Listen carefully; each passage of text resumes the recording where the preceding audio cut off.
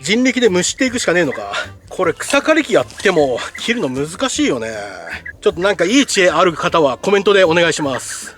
やっぱりね、これだけ落ち葉が重なっちゃってるとさ、地面が乾かなくて湿気天国、虫天国になっちゃうんで、なるべく地面は露出させたいんだよね。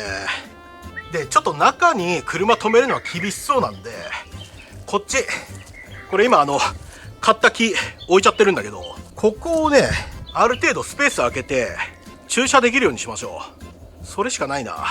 また太い枝カットしなきゃ。まあ先ほどじゃないけど。これ何？